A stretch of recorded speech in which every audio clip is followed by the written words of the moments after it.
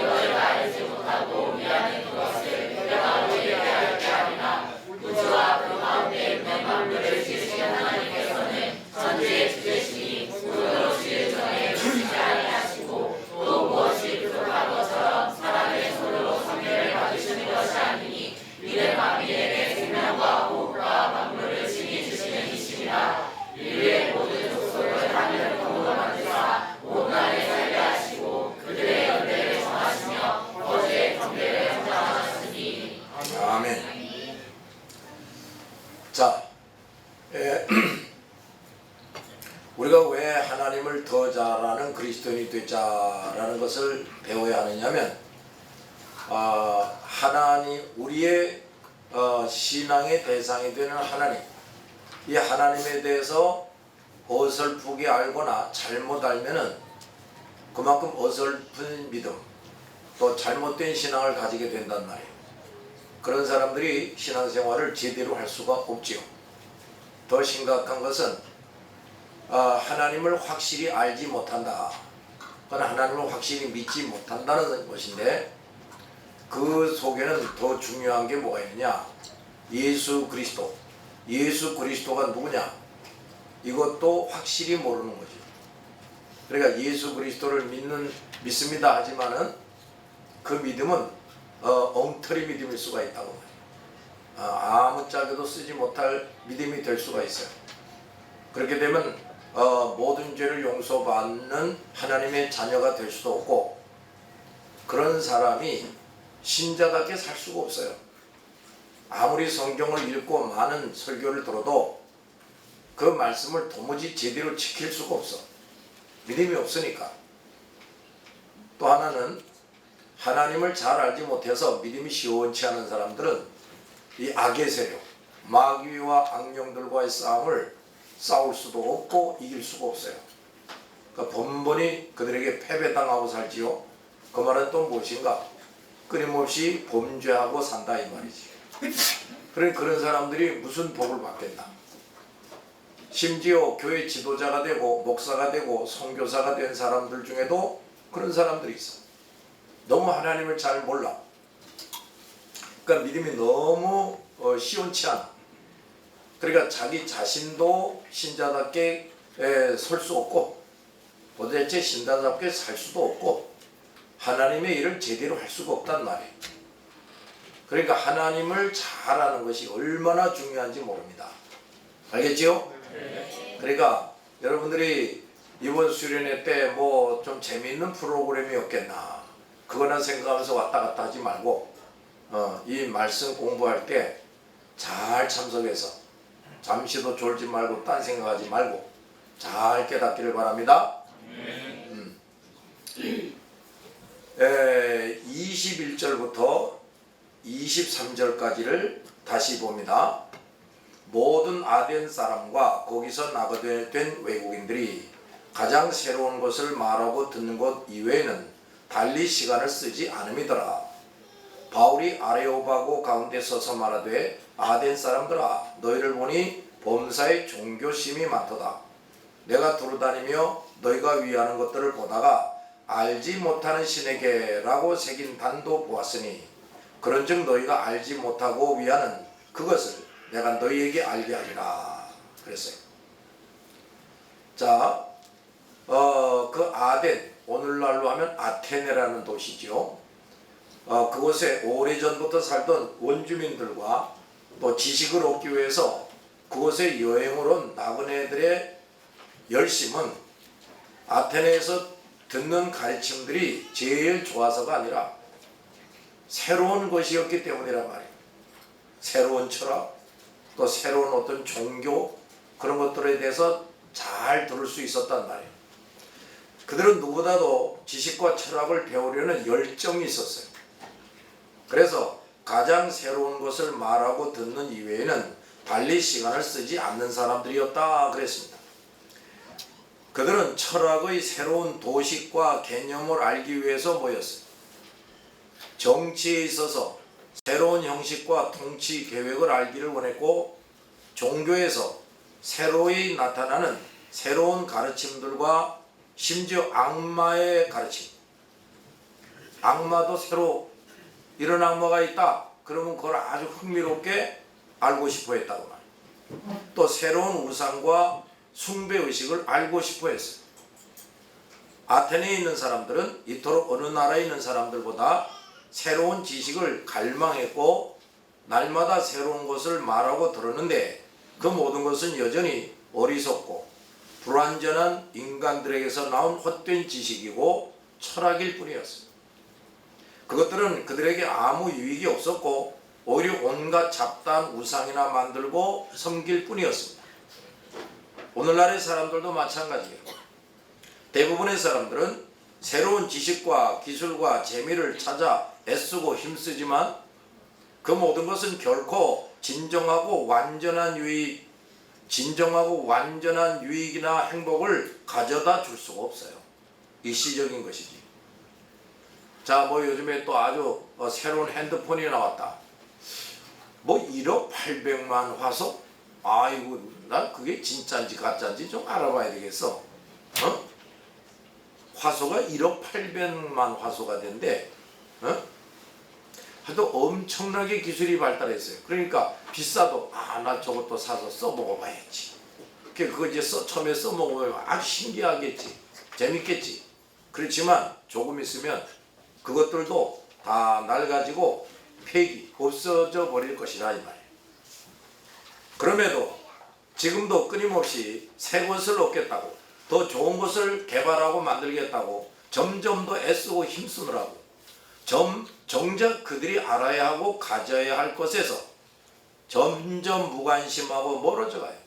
새로운 걸 개발해야지, 뭐 더 크고 좋은 집 져야지, 뭐 여기에 정신이 팔려가지고 정말 알아야 하고 가져야 할 것들에서는 점점 무관심해지고 멀어진단 말이에요.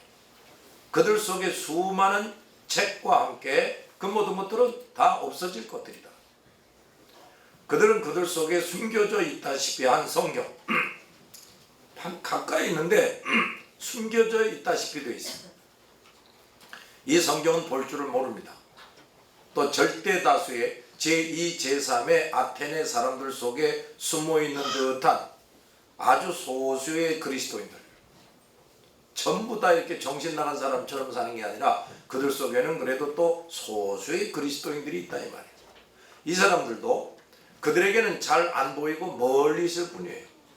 누가 예수 믿는 사람인지 알 수가 없어. 그리스도인들이 감추어진 보물 같은 복음을 들려주면 그것을 그것은 그들에게 너무 낯설고 알기 어렵고 받아들이기 어려운 것이 되는 거예요. 자기와 현실과는 상관이 없다, 이렇게 생각이 되는 거예요. 그러므로 우리가 여기서 깨달아야 할 것이 있습니다. 첫째, 우리 그리스도인들은 저 다수의 제2, 제3의 아테네 사람들에게 부지런히 다가가서 그들에게 생소하고 알기 어렵고 받아들이기 어려운 복음을 말해줘야 합니다.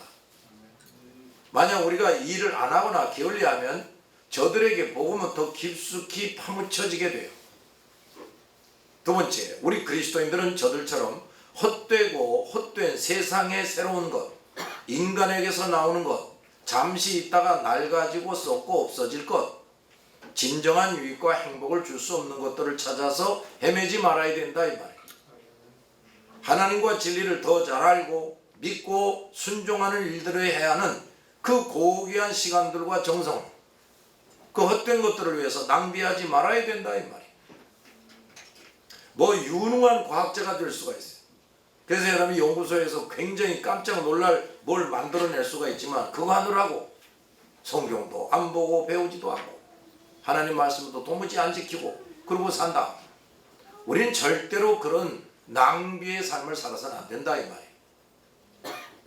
우리는 지금뿐 아니라 언제나 진정 우리에게 유익이 되고 행복이 될 것들을 찾고 소유해야 합니다. 그리고 그걸 사람들에게 전해줘야 돼요. 신앙생활을 한다고 하면서 세상의 것을 더 얻기 위해서 애쓰느라고 하나님과 말씀을 더 알고 믿고 순종하기를 게을리하는 사람들, 교회 안에도 이런 사람들이 많단 말이에요. 이런 사람들은 그 아테네의 사람들과 다를 바가 없는 사람들이 속히 뉘우치고 돌아서야 됩니다. 세 번째, 우리 그리스도인들은 성경에서 가르쳐준 것으로 만족할 줄 알아야 돼요. 과거의 아테네 사람들처럼 뭐 새로운 것, 새로운 가르침, 특이한 설교, 특이한 가르침을 얻으려고 애쓰지 말아야 돼요. 또 목사와 지도자들은 사람들에게서 인기를 얻고 사람들을 쉽게 끌어모으기 위해서 성경을 나름대로 각색하거나 남달리 새로운 것, 특이한 것을 가르치거나 설교하려고 하지 말아야 돼요. 그러한 사람들이 성경을 가감하게 되고 엉뚱한 소리를 하게 되고 거짓종으로 전락하게 되는 겁니다. 22절에서부터 바울은 그 이전과 전혀 다른 설교를 합니다. 그동안의 모든 설교는 예수가 그리스도이시다, 이걸 열심히 가르쳤어요. 그러나 이 아테네에는 거짓 신들에게 예배하고 참신과는 관계가 없는 자들에 대한 설교를 합니다. 또한 이 설교는 대단히 논리정연하고 유창했어요. 이것은 아테네 사람들의 수준에 알맞는 설교였습니다. 참으로 바울은 이런 사람에게 가서는 그들에게 맞게, 저 사람들에게 가서는 그들에게 맞게 그렇게 설교하고 가르쳤어요. 우리가 이런 실력을 가져야 됩니다. 바울은 대상자들을 감안해서 설교했습니다. 우리도 이것을 잘 배워야 합니다. 요즘 눈높이를 맞춘다는 말이 있는데 세상에서 가장 가치 있고 고귀한 하나님의 말씀을 전할 때 듣는 자들의 눈높이에 맞추어서 대상자들이 알아듣기 쉽게 말을 해줘야 한단 말이에요. 우리 주일학교 교사들은 특히 이걸 잘 깨달아야 돼요. 이를 위해서 우리는 각종 대상자들을 고려한 단어, 말투, 화법도 다양하게 준비해야 됩니다. 이것은 우리가 가능한 한 많은 사람을 그리스도께 효율적으로 이끌 수 있기 위해서 그렇게 하는 거죠. 바울의 설교의 주제는 그들로 하여금 하나님이 유일한 신이심을 알게 하고 그것을 신앙의 기초로 삼게 하고 하나님을 예배의 유일한 대상, 예배의 유일한 대상으로 삼게 하려는 것이었습니다. 바울이 그 모든 우상 숭배를 반대하여 말한 것은 그들이 무신론자가 되게 하기 위해서가 아니에요. 유일하신 참 하나님을 알고 섬기게 하기 위함이었습니다. 전에 소크라테스가 이 법정, 즉 이 아레오바고에서 다른 신을 말한다고 해가지고 고발되고 처형이 됐어요. 그것은 그가 그 도시 사람들이 섬기고 있던 신들을 존경하지 않았을 뿐 아니라 새로운 신을 소개했다는 이유로 처형이 됐어요. 누가? 소쿠리바쿠리시가, 소크라테스가 철학자의 아버지지. 바울도 그런 위험에 빠질 수 있었는데 그는 죽기를 두려워하지 않고 위와 같은 설교를 한 겁니다. 여기서 바울은 자기가 새로운 신을 소개하는 것이 아니라 창세 때부터 계셨던 한 분 하나님, 갑자기 새로 나타난 신이 아니란 말이야. 창세 때부터 계셨던 한 분 하나님에 대해 그들에게 설명하는 것뿐이라고 그들 앞에서 선언을 함으로써 소크라테스가 당한 고소는 면할 수가 있었어요. 바울은 이때 이렇게 말합니다. 아덴 사람들아, 너희를 보니 범사에 종교심이 많도다. 내가 두루 다니며 너희가 위하는 것들을 보다가 알지 못하는 신에게라고 새긴 단도 보았으니 그런즉 너희가 알지 못하고 위하는 그것을 내가 너희에게 알게 하리라.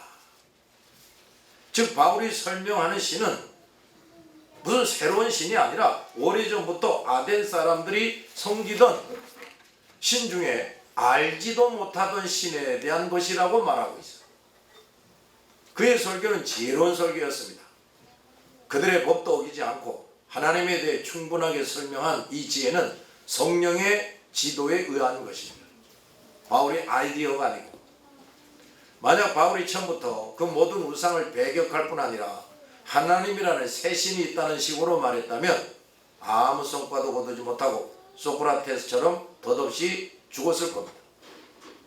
그러므로 우리 그리스도인들, 특히 전도자들은 어떤 사람들에게도 어떤 사람들에게 없는 지혜, 즉 성령 하나님이 주시는 지혜로 따라합시다. 성령 하나님이 주시는 지혜, 그것으로 순간순간 일하고 가르치고 설교해야 돼요. 그러므로 목사와 선교사들과 전도자들은 항상 성령의 세심한 지시와 인도를 받는 사람들이 되어야 합니다. 너희가 범사에 종교심이 많도다 그랬습니다. 여기 너희는 다른 지역들보다 훨씬 많은 신들을 섬기고 일이 있을 때마다 그들에게 경배한다, 그런 말이에요. 이 말은 그들이 많은 우상을 숭배하는 것을 칭찬하는 말이 아니에요.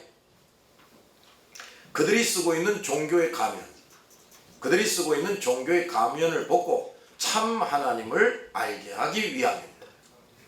바울은 그들의 우상 숭배에 대해서 격렬하게 비난하지 않고 부드럽게 책망합니다. 그들을 격분시키지 않고 이제부터 바울이 말하는 것에 좋은 인상을 가지게 하면서 복음을 전하는 거예요.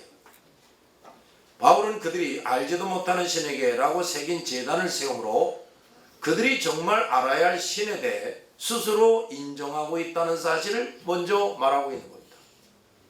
너희들이 그 알지 못하고 있는 신에게라는 단도 만들어 놨는데 그러고 보니까 너희들이 그 알지 못하는 신이 누구인지를 알고 싶어 하는구나. 지금 이렇게 말을 시작하고 있다고 말해요. 그들이 그런 단을 세운 것은 그들이 아직도 알지 못한 신인 하나님이 계심을 인정하는 것임을 설명하면서 새 신을 전하려고 한다는 비난과 혐의를 깨끗이 잠재웁니다. 미련하고 둔하게 하면 안 돼. 괜히 불필요한 마찰을 일으킬 필요가 없어. 너희는 나를 환영해야 한다. 왜냐하면 너희가 알지도 못하고 섬기고 있는 신이 누구인지 내가 알게 해주기 때문이다. 이렇게 말하는 거예요. 바울의 설교가 얼마나 지혜롭습니까? 여기서 우리는 또 하나님의 놀라운 지혜와 섭리를 보게 돼요. 하나님은 그토록 극심하게 우상을 숭배하는 아테네에 이렇게 알지 못하고 있는 신이 있다는 것을 벌써부터 알게 하시고 그들 손으로 그런 이름의 단을 준비해 놓게 하셨어요. 자, 이제부터 정말 잘 들어야 돼. 만약 이런 준비가 전혀 없었다면 바울은 그들에게 새 신을 소개한다는 혐의를 받을 수밖에 없었단 말이에요. 하나님은 바울이 이 아테네에 오기 전에, 훨씬 전에 이 전도를 돕기 위해서 누군가를 움직이셔가지고 알지도 못하는 신에게라는 단을 세워놓게 하셨다고 말해요. 얼마나 신기하고 오묘합니까? 그 단을 쌓은 자들이 그때 이런 하나님의 섭리가 자기들을 통해 있게 하셨다는 것을 알 턱이 없지요. 누구도 그 단이 왜 만들어졌는지 그동안 아무도 몰랐어요. 이제 바울이 와서 그 단을 보고 위와 같이 말하면서 유일하신 하나님을 아무 방해 없이 알게 하기 위함이었음을 비로소 드러나게 되는 겁니다.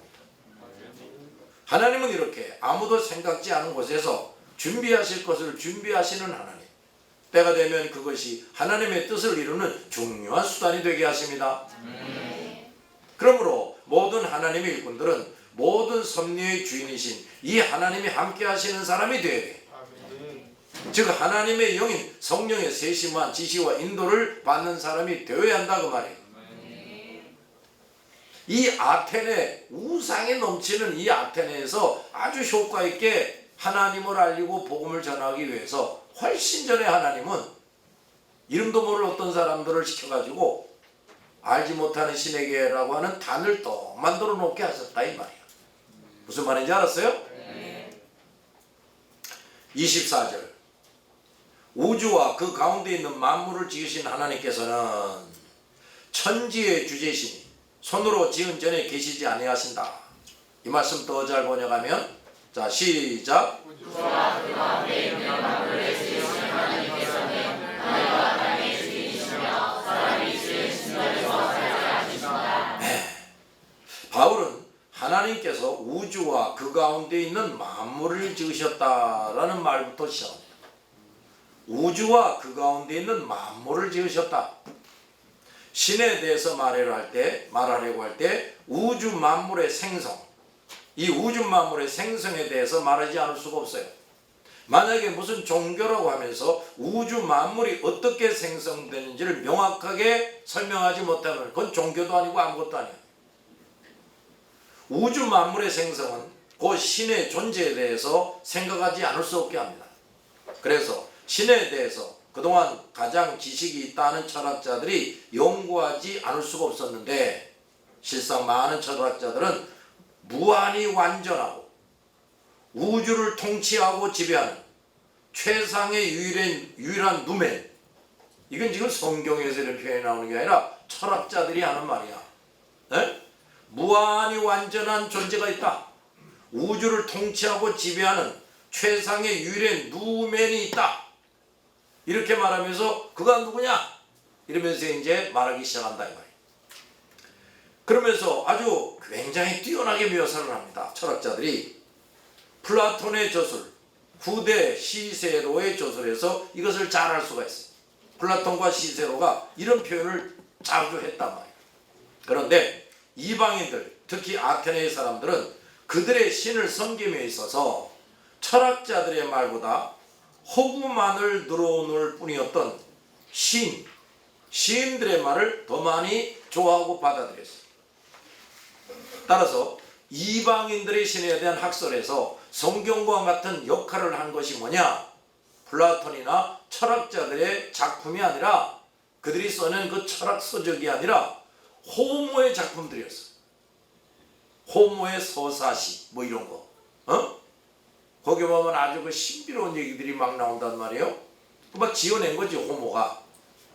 그런데 철학자들은 그러한 추세에 굴종을 하면서 그들의 명상 속에서 자신들의 세계에서만 논쟁하고 생도들을 가르쳤어요. 따라서 그들의 가르침은 제자들에게 이어지지만 오히려 불확실한 주의 주장만 자꾸 나타나게 되고 이 철학자들은 우상 숭배를 배격해야 하는데도 그렇게 할 수가 없었어요. 그 이유는 그들은 자기 철학에 대한 확신이 없었기 때문에. 오히려 이 시인들의 그 뭐 서사시 같은 거, 신화 같은 얘기, 이게 일반인들에게 더 어필하고 재미있는 거야. 이게 그냥 대중에게 확 퍼지는 거지. 바울은 철학자들의 무지와 혼란함, 그리고 우상 숭배에 대해서 결론부터 확실히 짚어주는 말을 합니다. 하나님이 우주와 그 가운데 있는 만물을 지으셨다. 이렇게 말하므로 신과 우주 만물의 생성에 대해서 분명하게 설명을 합니다. 사실 이 사실은 그동안의 많은 철학자들도 받아들이고 있었어요. 그러나 아리스토텔레스 같은 학자들은 이 사실을 부정하며 또 이렇게 말합니다. 세상은 영원 전부터 존재하는 것으로 현재 있는 것은 과거의 것에서 변함이 없이 존재하는 것이다. 이거 알아듣겠어요? 다시 한번 들어봐. 세상은 영원 전부터 존재하는 것이다. 그렇게 말하면서 현재 있는 것은 과거의 것에서 변함없이 존재하는 것이다. 뭐 아는 것 같이 말하면서 하나도 못 알아먹을 소리라고. 영원 전부터 존재한다. 뭘 어떻게 존재하느냐 이 말이야. 그걸 얘기를 해야지. 또 에피쿠로스 학파 철학자들은 세상 물질은 원자들의, 이 원자란 말이 이때부터 나온 거야. 원자들의 우연한 집합에 의해 생성되었다. 그러니까 요건 이제 아리스토텔레스보다는 조금 더 이제 구체적인 소리를 하는 거예요. 정신 똑바로 차리고 들어. 너들 철학책은 한 권도 읽어본 적이 없지. 이거 다 등록금 내고 이걸 틀어야 되는데 말이야. 세상 물질들은 원자들의 우연한 집합에 의해 생성되었다. 그 원자들은 영구 운동을 하고 있는 것으로 우연하게 돌발적으로 이러한 구조를 형성시킨 것이다. 그랬어요.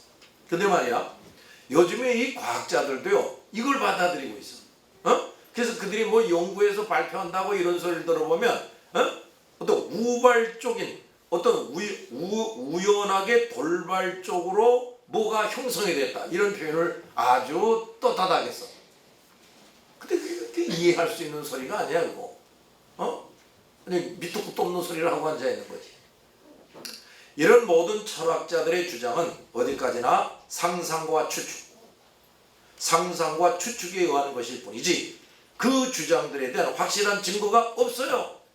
아무것도 없어요 증거는. 그러니까 이 철학자들이 굉장히 사색을 잘하고 매우 머리가 잘 돌아가는 사람이면 틀림이 없는데 상당한 거짓말장이들이지. 아주 고단수의 거짓말장이들. 그러므로 시간이 지날수록 선생들의 주장과는 아주 다른 주장들이 다름 아니라 선생들의 제자들에게서 나옵니다. 이런 현상이 계속돼요. 그러니까 앞에 있는 선생은 요건 동그랗다 이렇게 말했는데 뒤에 나오는 제자는 요건 네모나다 이러는 거야. 맨날 저희끼리 싸워. 이것은 그들의 모든 주장이 다 진실이 아니고 호구요 상상에 불과한 것이라는 것을 입증해 주는 겁니다. 그러니 그런 저 철학적인 지식이나 이런 거는 잠깐 반짝했다가 없어지고 쓰레기통으로 다 들어가는 거예요. 바울은 이 모든 철학자들의 여러 가지 주장에 대한 가장 중요한 결론을 선포합니다. 하나님이 우주와 그 가운데 있는 만물을 지으셨다. 짤막하면서도 아주 확실하게. 누가? 하나님이. 영원 전부터 뭐가 존재했고 무슨 원자들의 결합으로서 헛된 소리 하는 게 아니라 하나님이 우주와 그 가운데 있는 만물을 지으셨다. 이렇게 시작하는 거예요. 하나님은 66권 성경을 이 세상에 기록해 주실 때 제일 먼저 창세기를 통해서 이 사실부터 아주 세밀하게 친히 증거해 주셨어요. 자, 어느 종교의 경전도 이렇게 우주 만물의 생성과 그것을 만든 존재에 대해서 성경처럼 구체적으로 세밀하게 밝힌 것이 없어요. 없다고. 과학이 발달함에 따라서 창세기의 기록은 철저하게 과학적임이 점점 입증되고 있어요. 바울은 또 말합니다. 하나님은 하늘과 땅의 주인이시다.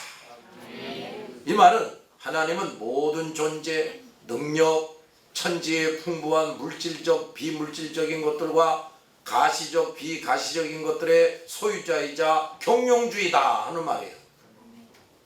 우주 만물을 하나님이 만드셨다면 그분이 그 모든 것을 소유하고 운용할 권리와 능력이 있는 것이 분명하지요? 내가 이걸 만들었다고 그럽시다. 그러면 내가 이것을 만들 능력이 있다는 게 증명된 거야. 그지? 그 다음에 내가 이걸 만들었으니까 이건 누구 겁니까? 그렇지, 내 거지. 그러니까 이걸 없애버리든지 어디에 쓰든지 그것도 누구 마음대로 합니까? 만든 사람이 하는 거지. 지금 그 얘기야. 하나님이 우주 만물을 다 만드셨다. 따라서 그 모든 것을 만든 능력이 하나님께 있다. 그 다음에 그 모든 소유권은 하나님이 가지고 있다. 그리고 그 모든 것을 하나님이 마음대로 주장한다. 이렇게 되는 거야. 네. 논리적이에요? 비논리적입니까? 간단하지만 아주 논리적이라고. 그 철학자들처럼 무슨 뭐 뚱구름 같은 소리를 하는 게 아니라